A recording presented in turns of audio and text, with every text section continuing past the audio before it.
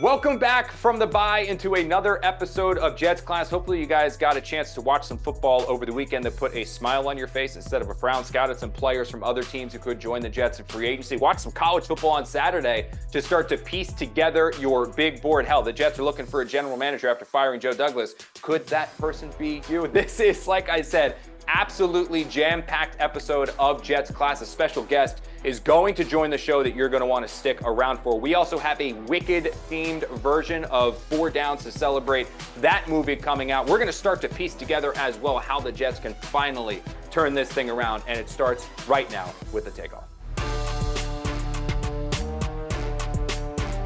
Well, the Jets have about a 6-week head start now on figuring out exactly what they want to do with the general manager and head coach positions before the season ends, and then they can put the full court press on the candidates that they desire. But how about this potential pairing?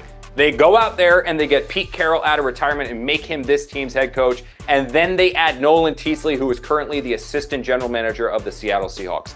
I don't know if there is a more stable organization out there right now than Seattle. It seems like every single year they are some variation of good. Nolan Teasley, he doesn't necessarily have the experience that the Jets covet and desire at that GM spot, but what he is an incredible innovator. He is incredibly smart and is John Schneider's right-hand man. What he lacks in experience, you get that with Pete Carroll because he has experience overload. He has done it before. Hell, he's been a coach of the Jets before, not overly successful, but why not give it the second run again in New York? That pairing, I believe it could make the Jets a consistent winner, something we haven't been able to say in quite some time.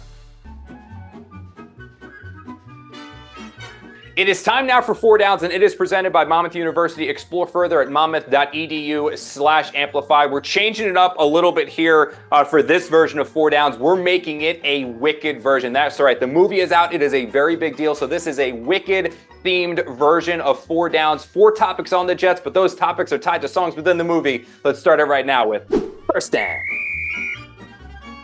Popular. Rex Ryan sure thinks he is. He continues to openly campaign to come back as the Jets head coach. This would be an absolute, complete, and total disaster. Yes, he was the head coach of this team the last time they had any semblance of continued success. Back-to-back trips to the AFC Championship game.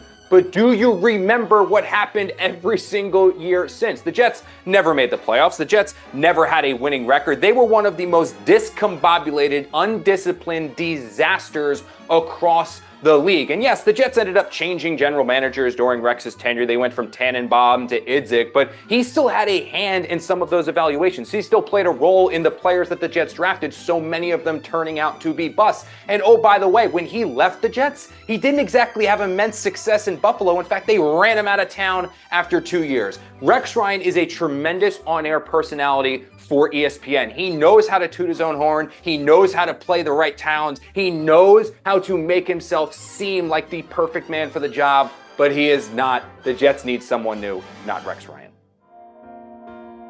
Defying gravity, Garrett Wilson. We have seen so many spectacular plays throughout his career. Nothing better than that incredible catch in prime time in the game against the Texans. Probably the second best catch to ever happen in MetLife Stadium, with Odell Beckham Jr.'s ridiculous one against the Cowboys still being number one, even by Garrett Wilson's own admission.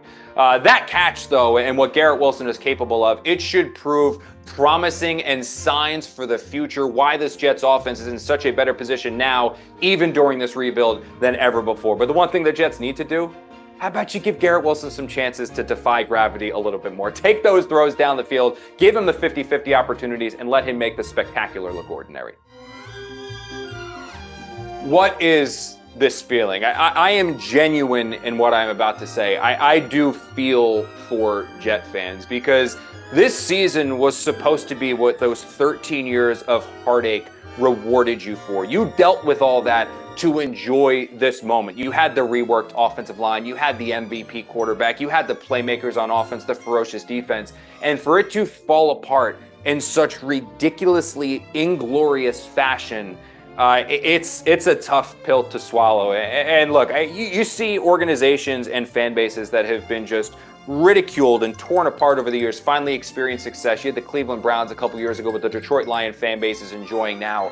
When is it going to be the Jets' turn? I thought it was going to be this year. Apparently not. Maybe next?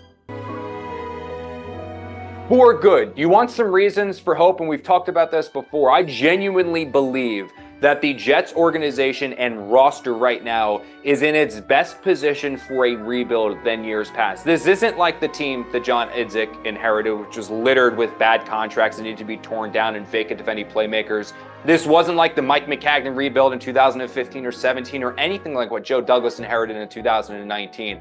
This Jets roster has legitimate youthful playmakers. It has building blocks. Sauce Gardner, Breece Hall, Olu Fashanu, Garrett Wilson. I mean, there are so many players on this team that you can build around and build something towards. You just need the right people in place to put all of the pieces together. That means the right general manager. That absolutely means the right coach. And you hope that that coach and general manager can also find the quarterback.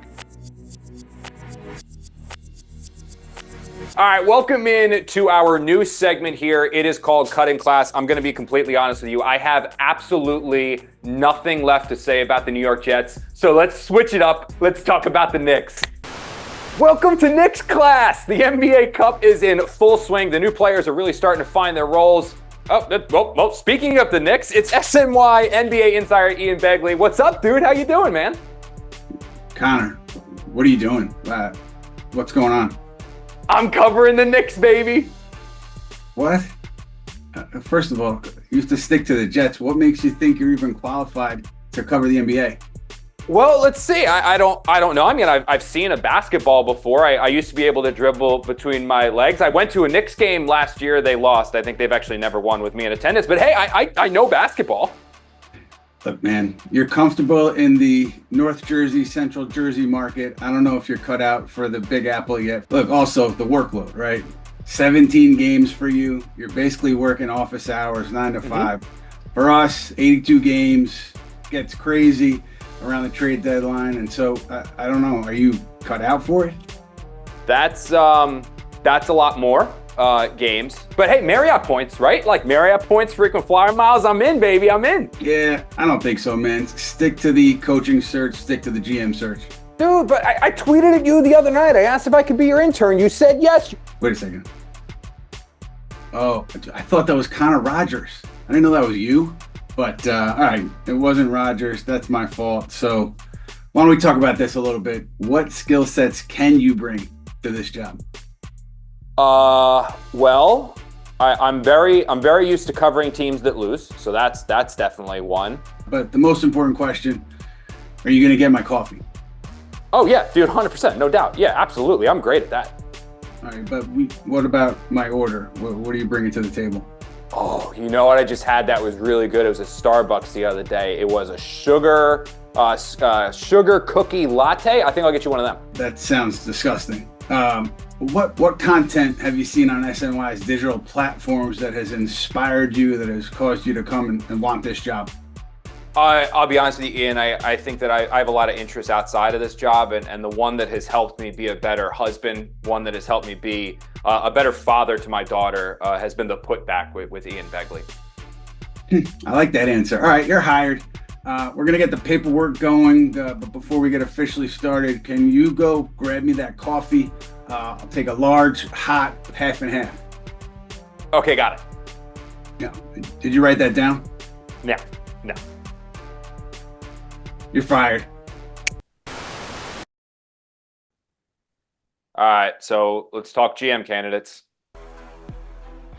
That might have been the shortest internship of my career. I think I had it for about 32 seconds. Anyway, thank you, Ian Begley, so much for joining this episode of Jets Class. Maybe this is the beginning of a new Sick You, the SNY Insider Cinematic Universe. We'll have some crossovers, some alternate timelines, maybe even a couple where the Jets are actually winning, although that might even be far-fetched for any universe out there. We'll see. Anyway, thank you guys so much for joining. this episode of Jets Class. If you want to catch all previous episodes of the show, you can across SNY's digital platforms. That is Facebook, that is X, that is SNY.TV, and that is YouTube. You can probably say this for me by now. If you're going to watch us on YouTube, subscribe to SNY's digital channel, SNY's YouTube page, and all those Jets Class episodes, give us a little like, just to help spread us to other Jet fans. If you want more of me and the rest of the Jets pregame live crew, you can find us on Jets pregame live. That's on SNY at 12 o'clock before the Jets take on the Seahawks this Sunday. We'll see you guys there.